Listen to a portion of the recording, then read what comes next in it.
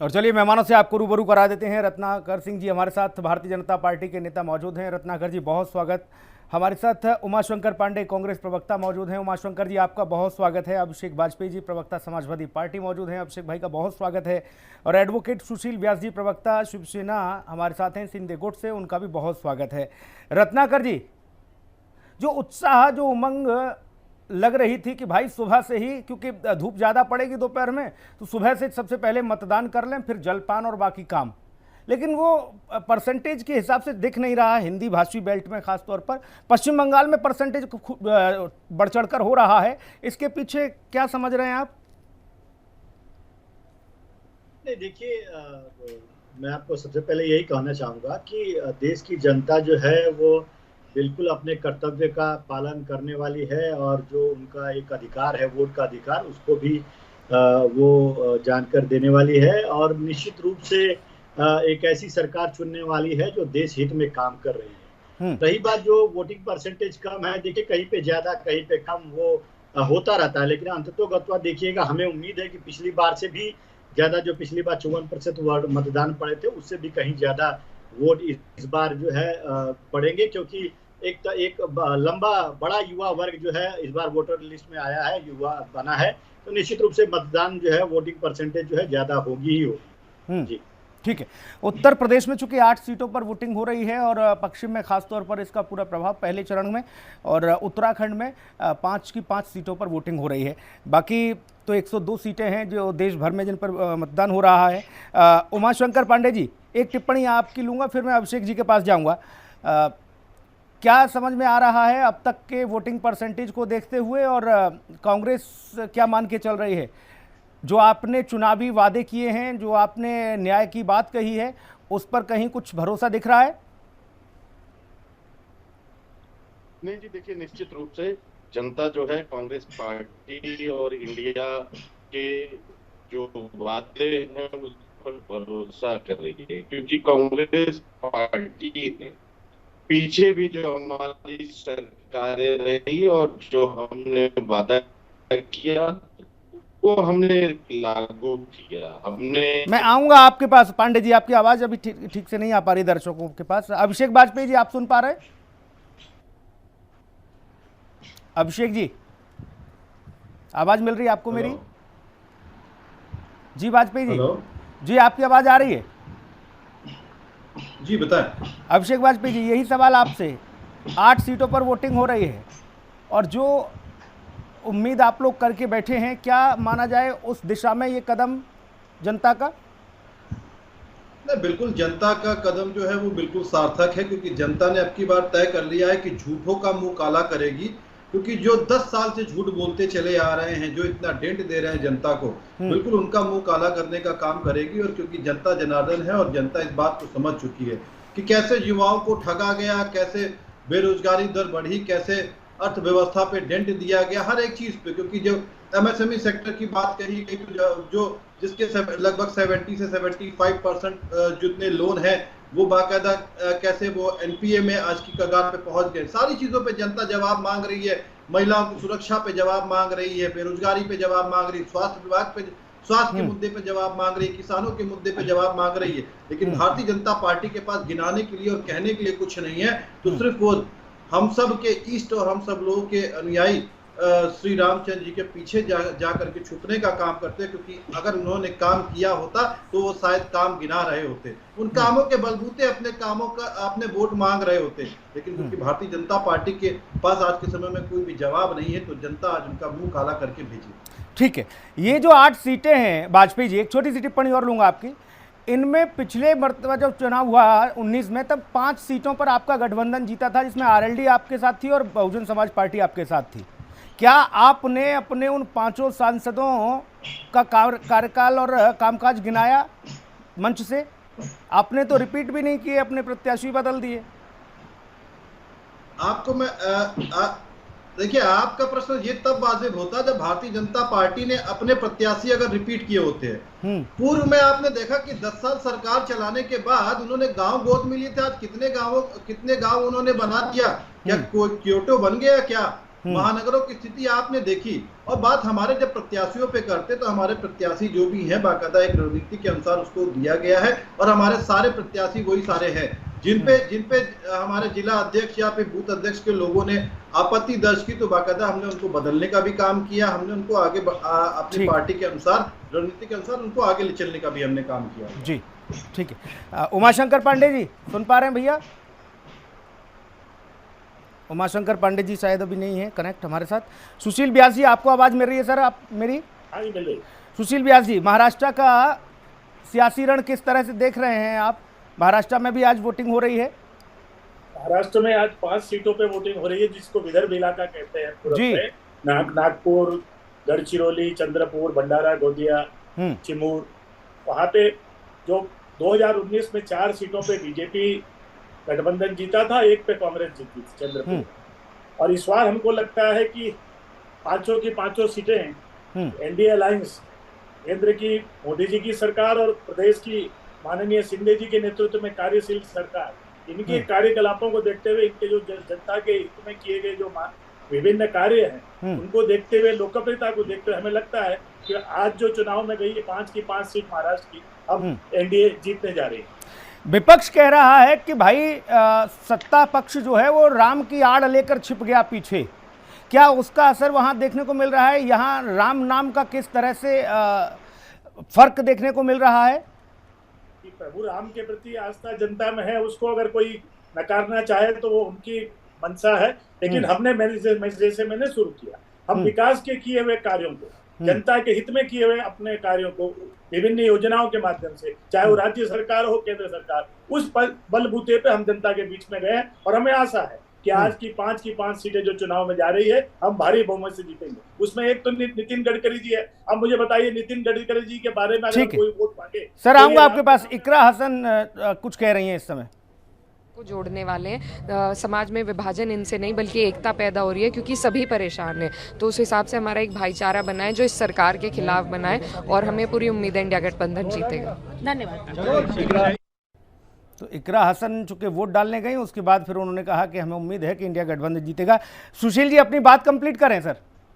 मैंने कहा कि जैसे उदाहरण के तौर पे नागपुर में आज जो चुनाव हो रहा है, हमारे नितिन गडकरी जी वहां पे उम्मीदवार है जी। अब कोई ये कहे कि वो अपने कार्य के नाम पे वोट नहीं मांग रहे तो अब सच्चाई को झुटलाना ही होगा। तो इस तरह से ये कहने के लिए कहा जा सकता है, लेकिन हम भी एक विकासशील जो हमारे काम किए गए हैं, जनता के प्रति जो काम हुए, चाहे राज्य सरकार ने किए हो चाहे केंद्र सरकार ने, उसकी पूंजी के आधार पर जनता की अदालत में जी। ठीक है सर। उमाशंकर पांडे जी सुन पा रहे हैं भैया? हाँ जी, आ रही पांडे जी, गठबंधन जो एनडीए वाला है, एनडीए अलायंस, बीजेपी के साथ जो लोग हैं दल और खुद भाजपा, वो कह रहे हैं कि हमने सिर्फ और सिर्फ जो वोट की बात की है, जनता से अपील की है, वो विकास पर की है। आप लोग कह रहे हैं कि भाई साहब ये विकास तो उन्होंने किया ही नहीं। नहीं, हम ही नहीं कह रहे हैं, जनता भी कह रही है। आप देखिए आज उत्तराखंड में भी वोटिंग हो रही है और देश के जिन राज्यों में वोटिंग हो रही है उन देश के युवाओं के साथ भारतीय जनता पार्टी ने कितना बड़ा चलावा किया। अग्निवीर जैसी योजना लाकर इन्होंने उत्तराखंड जो पहाड़ी राज्य है वहां पर ज्यादातर युवा जो है वो डिफेंस में जाते हैं और आपने सबको अग्निवीर बनाने का काम कर दिया। बेरोजगारी दर 45 सालों के रिकॉर्ड स्तर पर आपने पहुंचा दिया।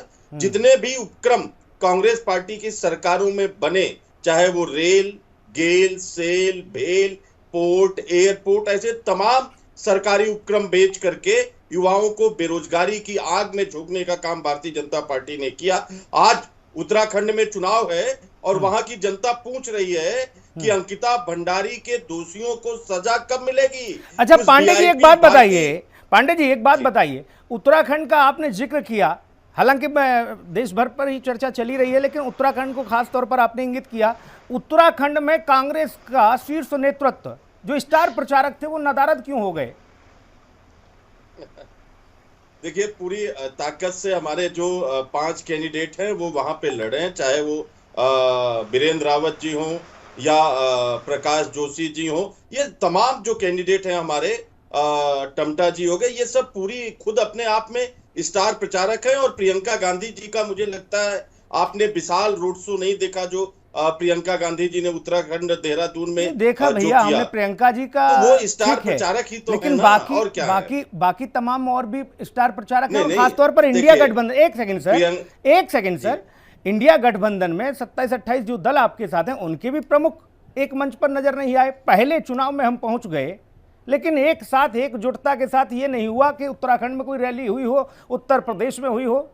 आपने कहा कि प्रत्याशी अपने आप में स्टार प्रचारक है। नहीं, सुन लीजिए, उत्तराखंड में 5 जो हमारे सीटें हैं, 5 पर कांग्रेस पार्टी का कैंडिडेट है, लेकिन बगल में सटा हुआ उत्तराखंड से सहारनपुर है, वहां पर आपने प्रियंका गांधी जी का विशाल रोड शो देखा, वहां पर राहुल गांधी जी और अखिलेश यादव जी को एक साथ आपने प्रेस वार्ता करते हुए देखा। देखिए, पूरे देश का चुनाव है और हमारे जो गठबंधन के साथी हैं वो अपने अपने क्षेत्र में पूरी ताकत से लगे हुए हैं। जनता इस चुनाव को लड़ रही है। ये चुनाव नहीं चल रहा है, ये जन आंदोलन चल रहा है सत्ता परिवर्तन का। जिन लोगों ने युवाओं के साथ, और एक बात मेरी रह गई थी, उत्तराखंड की जनता आज ये पूछ रही है, भाजपा के उस वीआईपी का नाम क्या है, कौन है वो जिसने अंकिता भंडारी को मारने पर मरने पर मजबूर किया। उस वीआईपी के नाम को लेकर जनता आज वोट कर रही उत्तराखंड में। और उत्तर प्रदेश की जनता आज हाथरस की जो बेटी थी, जो इन 8 राज्यों से 8 लोकसभाओं से सटा हुआ लोकसभा क्षेत्र है हाथरस, हालांकि आज वहां वोटिंग नहीं है, लेकिन वो दलित की बेटी पूछ रही है कि आखिर मेरा दोष क्या था कि मुझे अंतिम समय में अपने परिवार वालों से मिलने नहीं दिया गया, मरने के बाद भी। नहीं सर, अब तो मामला अदालत में है दोनों ही, और अदालत ने हाथरस वाले कांड में 4 को बाइज्जत बरी भी कर दिया है जो आरोपी थे। ठीक है, अब ये मामला जो है वो, अब आप कहोगे कि आज वोटिंग के समय ये हावी है, तो शायद ऐसा नहीं है। जनता के मन में और भी कई मुद्दे हैं। रत्नाकर जी, जनता उस वीआईपी का नाम रत्नाकर जी, भाजपा वाले भाई उत्तराखंड में ये पांडे जी कह रहे हैं कि आज वीआईपी का नाम पूछ के वोट डल रहा है। कौन वीआईपी है? नहीं, पांडे जी जो आरोप लगा रहे थे, उन आरोपों का मैं सिलसिलेवार तरीका से आपको जवाब देना चाहता हूं, और ये कहना चाहता हूं कि ये जो हमारे ऊपर आरोप लगा रहे हैं, जनता वो जवाब देगी, और मैं यहाँ पे बताकर उपलब्धियों को गिनाऊंगा। इनकी इनकी इनकी निगेटिविटी को नहीं बताऊंगा, लेकिन उपलब्धियों को जरूर गिनाऊंगा कि मोदी सरकार ने क्या किया है और क्यों जनता जो है इस बार मोदी जी को 400 पार जो है वो सीट हासिल करने के लिए अपना आशीर्वाद देने जा रही है। देखिए, सबसे पहले तो मैं यही कहना चाहूंगा कि आज जो देश में ये जनता के एक वोट का कमाल है कि एक ऐसी सरकार को उन्होंने चुना जो देश में 11वें नंबर की अर्थव्यवस्था से 5वें नंबर की अर्थव्यवस्था को बना दिया विश्व में पूरे। ठीक है, जनता के एक वोट का कमाल है कि 80 करोड़ ऐसी सरकार उन्होंने चुना कि 80 करोड़ जनता जो गरीब हैं उनके थाली में अन्न देने का काम किसी ने किया है तो भारतीय जनता पार्टी की सरकार ने किया है, और उनको सशक्तिकरण करने का भी काम किया है, तमाम रोजगार के अवसर प्रदान करने का काम किया है।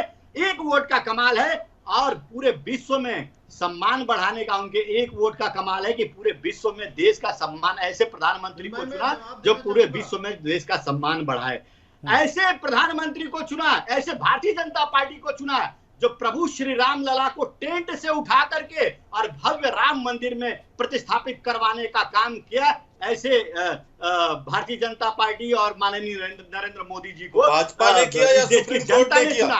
और सुन लीजिए, जवाब ले लीजिए। मैंने बोला नहीं आपके बीच में, जरा बोला नहीं मैंने। अरे तो झूठ क्यों बोल रहे हैं? नहीं पांडे जी अभी रुक जाइए, एक सेकंड पांडे जी। अच्छा ठीक है, तो मुझे मौका दीजिएगा। कांग्रेस पार्टी आरोप लगाकर भागने वाली पार्टी है ना, सदन में भी आरोप लगा के भाग जाती है, तो जरा सुनने का काम करिए। देखिए, ये वही भारतीय जनता पार्टी है जो आज 6 करोड़ लोगों को आयुष्मान योजना के तहत 5 लाख का मुफ्त बीमा योजना देने का काम किया है, और अभी 70 साल के बाद जितने भी बुजुर्ग इस देश में उन सबको आयुष्मान योजना के तहत जो 5 लाख का फ्री वो जो है बीमा योजना। अच्छा रत्नाकर जी, एक सेकंड सर, एक सेकंड, आपके पास लंबी फेहरिस्त है सर, थोड़ा समय का भी अभाव है मेरे पास। एक सेकंड, कुछ मूल सवाल है, उनके जल्दी टिप्पणी आप दे दीजिए। सवाल ये कि विपक्ष कह रहा है कि हमारे तो जो प्रत्याशी हैं वही अपने आप में स्टार प्रचारक हैं भाई साहब, और आपके प्रत्याशी स्टार प्रचारक तो छोड़ो, उनके लिए पूरा आपका शीर्ष नेतृत्व लगा है जमीन पर। देखिए, स्टार प्रचारक कोई बचा ही नहीं, क्योंकि इस तरह की नीतियां और रणनीतियां हैं कांग्रेस पार्टी की और इंडी गठबंधन की। आए दिन कोई न कोई इनका नेता छोड़ के इनकी पार्टी चला जा रहा है। अभी आप लोगों ने देखा तमाम जो है नेता इनके दल का दल छोड़ के चले जा रहे हैं, तो ये अपने कैंडिडेट को ही स्टार प्रचारक बनाएंगे ना, बताएंगे कि ये हमारे स्टार प्रचारक यही है।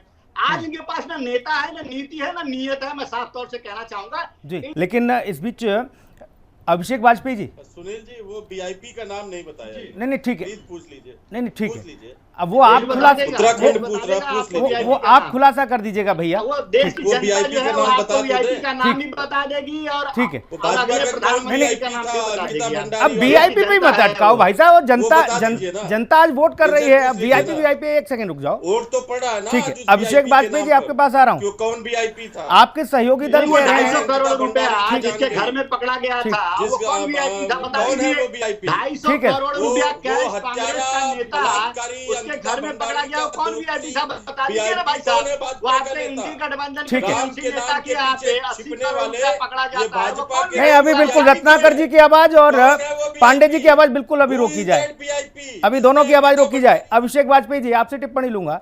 आपकी सहयोगी पार्टी कह रही है कि भाई साहब देखो, प्रचार प्रसार के ज्यादा फेर में ना पड़ो, हमारे तो कैंडिडेट ही स्टार प्रचारक हैं, इससे भला हो जाएगा, इससे जनता का रुझान आपकी तरफ आ रहा है क्या वाजपेयी जी? सुनील भाई, मैं आपके प्रश्न का उत्तर दूंगा, लेकिन भारतीय जनता पार्टी के मित्र ने जो बात कही तो मुझे लगता है कि उनको बताना जरूरी है कि अभी पिछले 2023 की एक रिपोर्ट आई थी, top 30 richest country in Asia में जीडीपी के मामले में भारत कौन से नंबर पे था? 30वें नंबर पे था। मुझे लगता है कि आपको देखना चाहिए, उसको अच्छे से आंखों को खोल करके देखिए।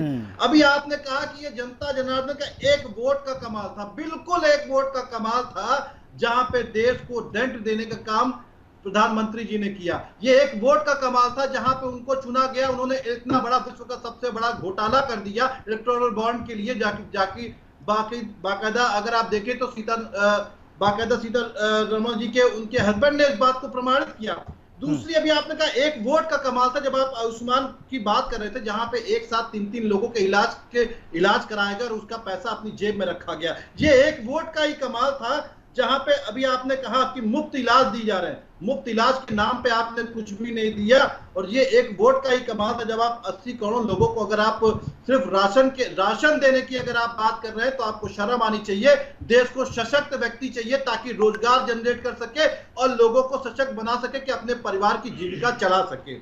अभी आपने बात कही, आप तो वही लोग हैं ना जो गाय हमारी माता है कहते हैं, हम सब लोग कहते हैं, क्योंकि हम सब लोगों की आस्था जुड़ी हुई है। इलेक्ट्रॉनिक बॉन्ड में आप बताइए कि 250 करोड़ रुपए कौन सी कंपनी ने दिया? मैं किसी का नाम नहीं लूंगा, किस कंपनी ने दिया 250 करोड़? अच्छा, उस कंपनी ने आपत्ति दर्ज नहीं कराई भाई साहब, उसने एफआईआर नहीं लिखाई इनके खिलाफ है? अरे इनके खिलाफ तो कौन है, इनके खिलाफ कौन एफआईआर लिखाएगा? अभिषेक वाजपेयी जी कंप्लीट करें अपनी बात। जब बात कर रहे थे तो अभी दैनिक भास्कर से लेकर के हर एक जगह पे था, जिसकी आमदनी 2 करोड़ भी नहीं है, 183 करोड़ रुपए का इनको चंदा दिया। अभी जब बात कर रहे थे प्रधानमंत्री जी, सबसे बड़ी जनता ने एक बात कही, इन्होंने क्योंकि बात कही थी कि एक वोट, बिल्कुल एक वोट जब जनता ने दिया था आपको, तो आपने क्या किया कि जिन लोगों के ऊपर भ्रष्टाचार का आप आरोप लगाते थे उनके साथ आपने अपने पाले में बैठा लिया उनके ऊपर से ईडी, सीबीआई और इनकम टैक्स की जांचें बंद कर दी गई। और अभी आपको बता दूं कि आपको याद होगा, एक आपकी महिला केंद्रीय नेत्री है जो बाकायदा जहां से वो चुनाव लड़ रही, वहां पे एक अस्पताल में एक व्यक्ति इलाज कराने के लिए गया था, तो सिक्योरिटी गार्ड ने उसको जूतों से मारा था। कौन सी बात आप करना चाहते? जनता ने इसी एक वोट की बात आप कर रहे थे। ठीक है सर, मैं सुशील व्यास जी के पास जा रहा हूं। सुशील व्यास जी आऊंगा, अभी रत्नाकर सर आपके पास आऊंगा। सुशील व्यास जी, अभी हम लोग जब ग्राउंड पर गए वोटिंग से पहले 2-3 दिन, हमने जाकर लोगों से पूछा भी कि भाई साहब क्यों आखिरकार आप ऐसा कह रहे हैं कि हम इसी सरकार को चुनना चाहते हैं? कुछ लोगों की प्रतिक्रियाएं थी, बोले नहीं ठीक है, सरकार ठीक है। हमने कहा महंगाई है, भ्रष्टाचार है, तमाम सारे इन्होंने घपले घोटाले किए। उन्होंने कहा कि दूध का धुला कौन है भाई साहब, एक हमारे सामने खड़ा कर दो और इसके अलावा विकल्प हमारे पास क्या है, जैसा भी है ठीक है। तो ये प्रतिक्रिया लोगों की जब आएगी तब वहाँ इलेक्ट्रोल बोल्ड की बात नहीं आई थी बॉन्ड की, ना ये कहा गया कि भाई साहब देखिए इन्होंने वीआईपी का नाम नहीं बताया। व्यास जी, नहीं, मैंने वही शुरुआत में कहा कि हम विकास के नाम पे जो किए गए जनता के प्रति जो जनहित में हमने जो विभिन्न कदम उठाए, उसकी पूंजी के दम पे हम लोग जनता के बीच में है। ये आरोप प्रत्यारोप ठीक है, विपक्ष का एक अपना काम है, वो अपना करेंगे, लेकिन सवाल ये उठता है जो बातें ये कह रहे हैं उसका कोई आधार है? अगर जनता विरोध कर रही है तो कहाँ कर रही है? या खाली विपक्ष के लोग ही आकर के टीवी चैनलों में कर रहे हैं कि जनता के बीच में जब जाते हैं तो लाखों की भीड़, जब मोदी जी जहाँ जाते हैं या हमारे सिंधे जी जाते हैं या अन्य नेता जाते हैं, जो आ जाती तो फिर विरोध है तो फिर कहाँ है? सवाल ये उठता है कि अगर काम, जैसे आपने सही कहा कि जनता के बीच में जाते हैं, लोग यही कहते हैं कि विकास के काम हुए, इसलिए हम वर्तमान सरकार को पुनः एक बार वापस देखना चाहते हैं। बात भी वही सही है। हमारा जो आकलन है, हमारी जो जानकारी हमें जो प्राप्त होती है, आज भी हम देख रहे हैं बड़ी मात्रा में, बड़ी संख्या में लोग आकर के वोट कर रहे हैं। निश्चित रूप से वो ये वर्तमान सरकार को वापस देखना चाहते हैं। आगे जो मोदी जी ने भी 2-3 दिन पहले एक रोड मैप दिया है 2047 का, उसको कार्यान्वित होते हुए देखना चाहते हैं। सवाल ये उठता है कि जो काम करेगा उसको जनता का समर्थन भी मिलेगा। उससे हताशा निराशा में आप कुछ भी कह लीजिए, ठीक है, ये उनका कर्तव्य है, मैं उनको बधाई देना चाहता हूँ, वो अपना कर्तव्य निभा रहे, हम अपना कर्तव्य निभा रहे, जनता के हित में काम करके जनता का विश्वास हमें मिलेगा। पांडे जी, एक दौर कांग्रेस का भी कुछ इसी तरह का था, और जब इंदिरा गांधी जी का चुनाव होता था तो उनके सामने अच्छे धुआं हो जाते थे। आज अगर मोदी जी को लेकर लोगों की प्रतिक्रिया इस तरह की है कि भाई साहब इससे बेहतर ला के दिखा दो कौन है, तो फिर सर चकरा जाता है कि किसको बताएं, अखिलेश जी को बताएं, राहुल जी को बताएं, ममता दीदी को बताएं, या किसको बताएं कि ये मोदी से बेहतर है? पांडे जी, देखिए, सर चकरा जा रहा है, मुझे आश्चर्य है आप ऐसी बात क्यों बोल रहे हैं। नहीं, लोग कह रहे हैं भाई साहब हमारा सर चकरा जाता है। मैं वो लोगों का तो प्रतिक्रिया हम लोग देख रहे हैं ना कि जनता, भारतीय जनता, उसी मुजफ्फरनगर में भारतीय जनता पार्टी के कैंडिडेट संजीव बालियान जा रहे हैं, उनको लोग दौड़ा रहे हैं। हरियाणा में इनके कैंडिडेट जा रहे हैं, लोग गाँव में ना घुसने की वार्निंग दे रहे हैं। उसी उत्तराखंड में जहां भारतीय जनता पार्टी के नेता जा रहे हैं, लोग उनसे वीआईपी का नाम पूछ रहे हैं। रिजल्ट आ जाने दीजिए, दो टर्म मोदी जी को मिल गए और मोदी जी पूरी तरीके से एक्सपोज हो गए।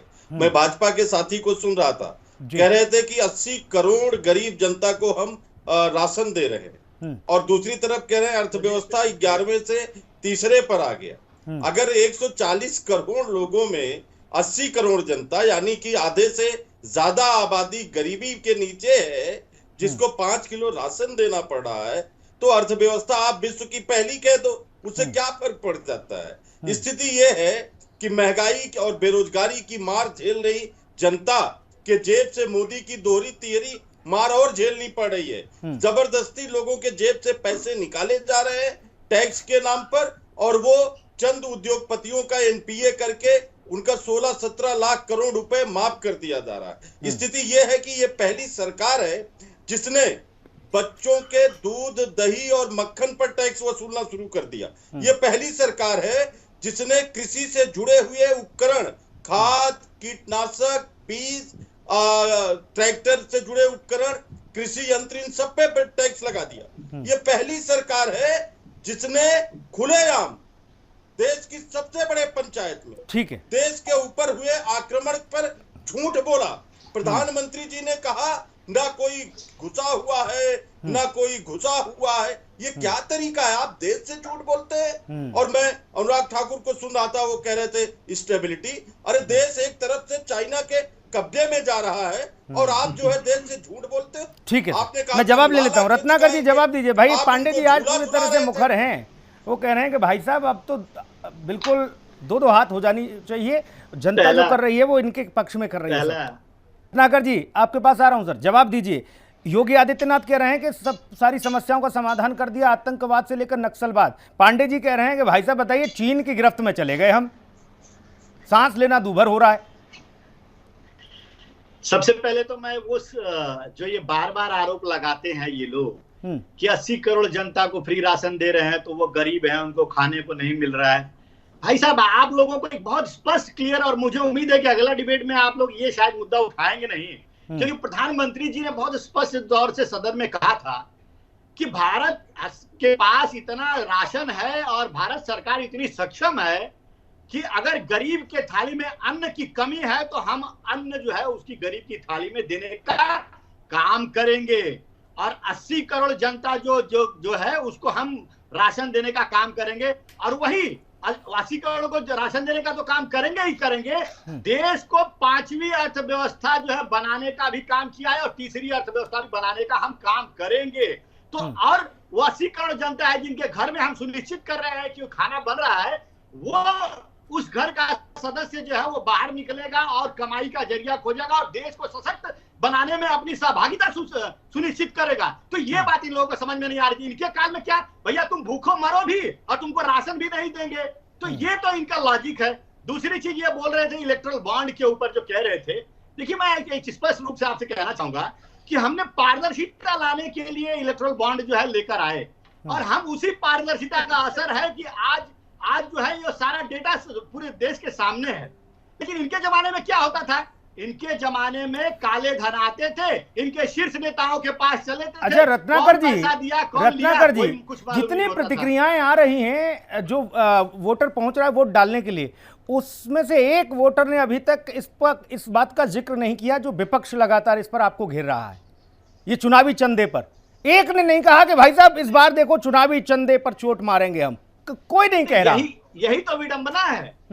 इंडी गठबंधन के नेताओं को यही नहीं समझ में आ रहा है कि आखिर देश का मुद्दा क्या है और देश की भावनाएं क्या है, जनता की भावनाएं क्या है और जनता चाहती क्या है। जो भारतीय जनता पार्टी माननीय नरेंद्र मोदी जी के नेतृत्व में जो देश की भावना है, उस भावनाओं के साथ भारतीय जनता पार्टी खड़ी है और जो देश हित में, जनहित में जो कार्य किए जा रहे हैं वो देश की जनता देख रही है। हमने 370 का दंश हटा दिया, हमने 500 साल से लंबित पड़े मामले को, राम मंदिर को टेंट से निकाल। रोकूंगा रत्नाकर जी, तस्वीरें गुजरात से आ रही हैं जहां पर अमित शाह पहुंचे हैं अपना नामांकन दाखिल करने के लिए। जो आपको बता दें कि तमाम सियासी दिग्गज हैं जो कि अपनी बारी का इंतजार करने के साथ ही वह अपना नॉमिनेशन फाइल करने के लिए पहुंच रहे हैं। तस्वीरों में आप देख सकते हैं जहां पर केंद्रीय गृह मंत्री अमित शाह पहुंचे हैं अपना नामांकन दाखिल करने के लिए और यहाँ पूरे शक्ति प्रदर्शन के साथ ये कहा जा सकता है कि भारतीय जनता पार्टी गांधीनगर से अमित शाह पहुंचे हैं अपना नामांकन दाखिल करने के लिए और यहाँ ये पूरी प्रक्रिया को फॉलो करते हुए अपने नॉमिनेशन दाखिल कर रहे हैं। ये तस्वीरें हम आप तक पहुंचा रहे हैं। इसके साथ ही भारतीय जनता पार्टी गुजरात में भी सभी सीटों पर जीत का दावा कर रही है, लेकिन वहां पर भी इंडिया गठबंधन ये इस बात को कह रहा है कि यहाँ गुजरात में भी इस बार भारतीय जनता पार्टी को बड़ी पटखनी दी जाएगी। लेकिन ये तस्वीरें गांधीनगर से सीधा आपको दिखा रहे हैं। अमित शाह पहुँचे हैं अपना नॉमिनेशन दाखिल करने के लिए। 4 जून तक जब तक परिणाम नहीं आ जाते तब तक सभी पार्टी जीत का दावा कर रही हैं। जनता किसके माथे पर रोली चंदन लगाएगी और आज से ये प्रक्रिया शुरू हो गई है। 47 दिन का पूरा ये महापर्व है। इस महापर्व में जनता अपना जनादेश देगी और ये तय करेगी कि देश का भविष्य आखिर किसके हाथ में सुरक्षित है और जो दावे और वादे किए जा रहे हैं मंचों से, क्या उन दावों और वादों पर वाकई में पूर्णतः भरोसा जनता करेगी। एक तरफ गारंटी का जिक्र हो रहा है और गारंटी मतलब गारंटी पूरा होने की गारंटी हो रही है, तो दूसरी तरफ न्याय दिलाने की बात हो रही है। इन तमाम सारी चीज़ों को लेकर जनता क्या कुछ अपना रुझान पैदा करती है इन चुनाव के दरमियान जब वोट डालेगी। और एक बार फिर से चलिए ले चलते हैं सीधा आपको चर्चा में। रत्नाकर जी। जी बिल्कुल, आपके मैं यही कह रहा था। हाँ, कंप्लीट करें अपनी मैं यही कह रहा था कि आज इंडी गठबंधन के लोगों को पता नहीं है कि देश की जनता की भावना क्या है। इसलिए तो इनके कर्नाटक के सदन में पाकिस्तान जिंदाबाद के नारे लगते हैं। इसलिए तो कर्नाटक के सांसद जो है कांग्रेस के, वो कहते हैं कि देश के 2 टुकड़े होने चाहिए। तो ये टुकड़े टुकड़े गैंग का समर्थन करने वाले इस तरह की बातों को अगर करेंगे तो देश की जनता इनको जो पिछली बार जो सीट मिली थी ना, उसके बाद इस बार देख लीजिएगा, मैं आपको बहुत ही कॉन्फिडेंस के साथ कह रहा हूं कि सिर्फ 13 सांसद इनके चुन के आएंगे और कांग्रेस पार्टी की इस बार 13 ही हो जाने वाली है, क्योंकि ये देश की भावनाओं को नहीं समझते। देश को सशक्तिकरण की हम बात करते हैं, देश को हम अग्रणी करने लाने की बात करती हैं, तो ये जाति पात की बात करते हैं, ये धर्म की राजनीति की बात करते हैं। आप देश को आगे बढ़ाने की बात कब करेंगे, ये जनता पूछ रही है, जो ये मुद्दे नहीं समझ पा रहे हैं। जी ठीक है, अभिषेक बाजपेयी जी, रत्नाकर जी की बातों का जवाब दीजिए। वो कह रहे हैं कि भाई साहब विकास के मुद्दे पर ही सब कुछ हो रहा है, हमने विकास किया है और वोट हमारे पक्ष में पड़ रहा है। बाजपेयी जी। कि 80 करोड़ लोगों को हम राशन दे रहे हैं। 2023 में अभी ग्लोबल हंगर इंडेक्स बाकायदा उसकी रिपोर्ट आई थी, उसमें भारत कौन से नंबर पे था जैसा बताएंगे? आपको शायद याद हो चाहे ना हो, लेकिन भारत 111वें नंबर पे था। उसके पहले 2020 में आपको याद होगा कि भारत 94 नंबर पे था। दिन ब दिन पीछे आप करते चले जा रहे हैं और आप बात इतनी बड़ी बड़ी करते हैं। और अभी बात जब जनता जनार्दन की आप कर रहे थे, जनता जनार्दन सब कुछ देख रही है, सब कुछ समझ रही है कि आपने कैसे देश को पीछे ढकेलने का काम किया, कैसे आप जनता को प्रताड़ित करने का काम कर रहे हैं। एक भी काम आपके पास गिनाने के लिए नहीं है, इस वजह से आप बड़ी बड़ी बातें सिर्फ कर रहे हैं। आप जब बात करते हैं जनता की भावना का अगर आप सम्मान कर रहे होते तो शायद मुझे लगता है कि पूर्व में जब आपने मध्य प्रदेश में सरकार बनाई थी तो आपको तोड़ने की जरूरत ना पड़ती। आपने देखा कि महाराष्ट्र में आपने कैसे सरकार बनाई, यह भी आपको पता है। उसके बाद आप इस तरीके से जनता की भावनाओं की बात करते हैं। जनता की भावनाओं के साथ तो आप नहीं, वाजपेयी जी एक सेकंड, वाजपेयी जी पिछली बार तोड़ के सरकार बनाई मध्य प्रदेश में, ठीक, उसके बाद अभी तो चुनाव हुआ वहां, हाल ही क्या हश्र हुआ? तो महाराष्ट्र की ले लीजिए। हाँ, तो महाराष्ट्र में भी चुनाव होगा आने वाले समय में। जवाब देने दीजिए मुझे। आने वाले समय में चुनाव होगा, बिल्कुल। जनता अगर आपकी बात में दम रहेगा, आपने कहा कि भाई तोड़ के सरकार बनाई, बाकी लोगों ने, आपके साथियों ने कहा खरीद फरोख्त करी, किसी ने कहा लोटस चलाया ऑपरेशन, अगर उसका सब कुछ है ऐसा धरातल पर तो जनता आपके हक में फैसला दे देगी सर वाजपेयी जी। जनता बिल्कुल हक में फैसला देने जा रही है। उसे कहते हैं कि हाथ कंगन को आरती क्या, पढ़े लिखे को फारसी क्या। 4 जून का हमको भी इंतजार है, आपको भी इंतजार है। जी सर। अच्छा, 99% आपके पक्ष में मसला है, मान लीजिए 1% अगर ये बात रत्नाकर जी की झोली में चली गई, उधर ऐसा कुछ हो गया, फिर क्या करेंगे वाजपेयी जी? 99 बड़ा की है। नहीं, अगर मान लीजिए लोग कहते हैं ना कि भैया उम्मीद पर दुनिया कायम है।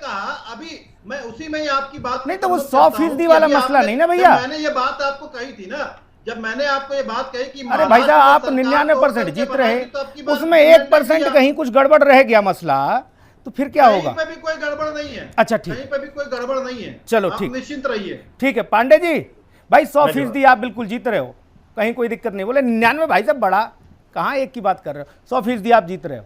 पांडे जी। सुनील जी, इतने आशावादी आप हो क्यों रहे हैं जब आप जान रहे हैं कि 99% जनता वो इंडिया के साथ है। हाँ, तो 1% वाले को जिताने की ख्वाब आप क्यों देख रहे हैं? वो होने नहीं जा रहा है। काट की हांडी 2 बार चढ़ के जल चुकी। अब इस बार तो इन लोगों ने जो देश के साथ किया है छल धोखा, उसका जवाब इनको मिल रहा है जी। मैं अभी साथी को सुन रहे, कह रहे थे हम राम जी को टेंट से ला दिए। प्रभु आपने नहीं लाए, आप तो कह रहे हो हम राम को ही लेके आ गए हैं। सुप्रीम कोर्ट के कहने पर वो निर्णय आया है, सुप्रीम कोर्ट के आदेश से वहां राम मंदिर बन रहा है। और राम मंदिर का पहला निर्णय बिल्कुल यही निर्णय 2011 में आया था। केवल निर्मोही अखाड़ा को तब उसका पक्षकार माना गया था और इस निर्णय में नहीं माना गया। तो आप सुप्रीम कोर्ट के आदेश को अपना आदेश बता रहे हो, यानी कि आप जो आरोप आप पर लगते हैं तो आप इसको भी स्वीकार करिए। अच्छा पांडे जी, एक सेकंड, एक छोटी सी चीज। पांडे जी पूरी बात करिएगा, लेकिन एक सेकंड। आकाश आनंद कह रहे हैं बसपा वाले, मथुरा में वो चुनावी रैली में गए, उन्होंने कहा कि भाजपा ने राम मंदिर बनवाया है तो हम बाबरी मस्जिद बनवाएंगे, हमें जिता कर दो। उन्होंने सीधे सीधे कहा, उन्होंने कहा भाजपा ने बनवाया है मंदिर तो हम बाबरी मस्जिद बनवाएंगे। अब बताइए, उन्होंने तो ठप्पा लगा दिया इनकी बात पर, रत्नाकर जी की पे। बसपा और ओवैसी जी वही बात करेंगे पूरे चुनाव भर, और पीछे 5 साल 10 साल वही बात करते रहे हैं जो भारतीय जनता पार्टी उनसे कहलाती है। स्क्रिप्ट तो लिख के नागपुर के ऑफिस से जाता है। अच्छा, बहन जी के यहाँ भी नागपुर से जा रही स्क्रिप्ट? हाँ, बिल्कुल जा रही है, बिल्कुल जा रही है, और वही वो बोलेंगे। और उन्हीं के साथ जो है ये गठबंधन भी कर लेंगे। जहां आज चुनाव हो रहा है नितिन गडकरी जी का। अच्छा, नागपुर का जिक्र किया पांडे जी, एक टिप्पणी मैं ले लेता हूं, क्योंकि सुशील व्यास जी हमारे साथ हैं और नागपुर पर बहुत ध्यान भी लगा रहे हैं और नजर भी पहनी है। अभी मैं जी। शिवसेना के साथी को सुन रहा था, सुन लीजिए जी। वो नितिन गडकरी जी ने क्या कहा कि जनता से जब आप झूठे वादे करते हैं, बड़े बड़े जुमले फेंकते हैं, तो यही जनता दौड़ा के मारती भी है। ये नितिन गडकरी का बयान है अपनी ही सरकार के खिलाफ। अच्छा, तो वो भी सच्चाई को समझते जी। हैं। और ये जो ओवैसी और ये है, उसी नागपुर में मुस्लिम लीग के साथ मिलके लोकल बॉडी इलेक्शन में इन्होंने अपना मेयर जितवाया। तो ये इनका जो गठबंधन है पर्दे के पीछे वाला, डरा के धमका के, वो जनता समझ चुकी है। ठीक है सर, ठीक है। मैं रत्नाकर जी एक सेकंड हो जाए, सुशील जी के पास जा रहा हूं। सुशील जी भाई, नागपुर से स्क्रिप्ट लिखकर आ रही है बहन जी के भी दफ्तर के लिए, कांग्रेस ये कह रही है, और ओवैसी हैदराबाद बैरिस्टर साहब के यहाँ भी स्क्रिप्ट वहीं से जा रही है। अब पांडे जी देश की ऐतिहासिक पार्टी के प्रवक्ता हैं, वो ऐतिहासिक बातें ही कर सकते हैं, व्यवहारिक बातें नहीं कर सकते। व्यवहारिक बात यह है कि उनका एक अपना एजेंडा है, बहन जी की पार्टी का, ओवैसी का अपना एजेंडा है। उनका बीजेपी या एनडीए से कोई लेन देन नहीं है। उनका एजेंडा कहाँ लिखा जाता है ये इनको ज्यादा पता है, इनको पता है कहाँ लिखा जाता है, हमको तो नहीं पता। हमको ये पता है वो आकर के जनता में भ्रम जरूर फैलाती है, ये बात सही है। रही बात जो नागपुर के गडकरी जी के बारे में मेरे मित्र ने भी कुछ कह रहे थे, तो गडकरी जी ने किसके लिए कहा, पहले आप उसको आत्मसात कीजिए। गडकरी जी ने झूठे वादे जुमले ये किसके लिए कहा? कोई आदमी अपने पार्टी के खिलाफ बोलेगा? बहुत धन्य है प्रभु आपके इस ज्ञान को कि अपनी ही पार्टी के खिलाफ केंद्रीय मंत्री वरिष्ठ मंत्री बोलेगा। उन्होंने किसके लिए कहा पहले सोचिए। उनका बयान उपलब्ध है। अरे उनका बयान उपलब्ध है, मैं मानता हूँ, मैं कहा बयान को ठुकरा रहा हूँ, बयान उपलब्ध है। कोई भी व्यक्ति इतना वरिष्ठ मंत्री बयान देगा। ना एक सेकंड व्यास जी, दरअसल क्या है वो कह रहे हैं पांडे जी कि ये भाई साहब नितिन गडकरी जी ने अपने नेताओं के लिए कहा, क्योंकि कांग्रेस और बाकी दल के नेता वो गंगाजल हाथ में लेकर कसम खाते हैं और फिर सारी बात सच बोलते हैं, वो कभी झूठ बोलते नहीं भाई साहब, इसलिए उन्होंने अपने ही लोगों पर कहा। ये पांडे जी का भाव है। कांग्रेस के नेताओं का क्या हाल है वो तो आज कहाँ थे कहाँ है वो मैं उस पर नहीं जानना चाहता, वो अपना आत्मविश्लेषण करें। लेकिन नितिन गडकरी जी कतई सपने में भी कोई एक न सोचे कि अपने ही दल के या अपनी सरकार के खिलाफ सार्वजनिक रूप से कोई बयान करेंगे। जी मुझे लगता है वो बयान रत्नाकर जी जवाब दें। को दिखाना चाहिए। मुझे 2-3 पॉइंट्स पे जवाब देने हाँ, समय दे दीजिए। जी बिल्कुल। देखिए अभी मैं कांग्रेस के प्रवक्ता यहाँ बोल रहे थे कि भाई ओवैसी जी तो आपकी बी टीम है, मिले हुए हैं, ये वो है, ये सारा आरोप लगा रहे थे। मैं पूछना चाहूंगा इनसे, अब यही बैठे हैं चैनल पे, बता देंगे भैया हैदराबाद में आपने कांग्रेस का कोई कैंडिडेट खड़ा किया है? बता दीजिए। नहीं किया है ना? क्यों नहीं किया है? क्योंकि ये तुष्टीकरण की राजनीति में इतने लिप्त है कि वो चाहते हैं कि ओवैसी जो है वो जीते। आप पूछ लीजिए इनसे। दूसरी चीज ये कह रहे थे कि राम मंदिर जो है कोर्ट के फैसले से बना। बिल्कुल बिल्कुल मैं सहमत हूं, लेकिन मैं पूरा कर लूं बात पूरी कर लूं, बहुत महत्वपूर्ण बात है। रत्नाकर जी जल्दी से जवाब दीजिए। बिल्कुल देखिए बिल्कुल ये कह रहे थे कि कोर्ट ने जो है आदेश दिया तो राम मंदिर बना। बिल्कुल मैं सहमत हूं, कोर्ट ने आदेश दिया, भव्य राम मंदिर बनकर तैयार हुआ। लेकिन कोर्ट को इतने सालों तक अटकाने, लटकाने, भटकाने का प्रयास किसने किया? यही कांग्रेस पार्टी ने किया। अपने हलफनामा दाखिल करती है और कहती है कि राम जो है वो काल्पनिक है। आप जो है काल्पनिक मानव के लिए इस तरह का निर्णय कैसे ले सकते हैं? तो ये अटकाने लटकाने का काम इन्होंने किया। नहीं तो राम मंदिर, भव्य राम मंदिर बहुत साल पहले ही बन गया होता, लेकिन इनकी नियत ही पता चलती है। और ये कहते हैं, ये शर्म आनी चाहिए कांग्रेस पार्टी को। 82% हिंदू हैं इस देश में और उनकी भावनाओं को दरकिनार कर करके और राम मंदिर के प्राण प्रतिष्ठा में आप जाते नहीं है, न्योता अस्वीकार करते हैं क्योंकि आपको तुष्टीकरण की राजनीति करनी है। रत्नाकर जी, दो तरह की स्थिति निर्मित हो जाती है। जब कोर्ट किसी मामले में विपक्ष के किसी नेता को जेल भेज देता है, तब ये कहा जाता है कि ये सब कुछ भारतीय जनता पार्टी ने कराया। लेकिन राम मंदिर का फैसला जब आता है, राम मंदिर भव्य बन के तैयार हो जाता है और भाजपा अगर ये कहती है कि हमारे प्रयास से ये सब कुछ हुआ, तो फिर ये कहा जाता है कि ना, कोर्ट के प्रयास से हुआ। तब उस लाइन पर भी यही राजनेताओं को दखल देना चाहिए, यही टिप्पणी होनी चाहिए कि किसी भी नेता के खिलाफ कोर्ट अगर आदेश सुनाता है तो फिर उसमें दल का नहीं, वो अदालत का मसला है। बहुत धन्यवाद चर्चा में जुड़ने के लिए। आप सभी मेहमानों का बहुत शुक्रिया। खास कार्यक्रम में इतना ही। नमस्कार।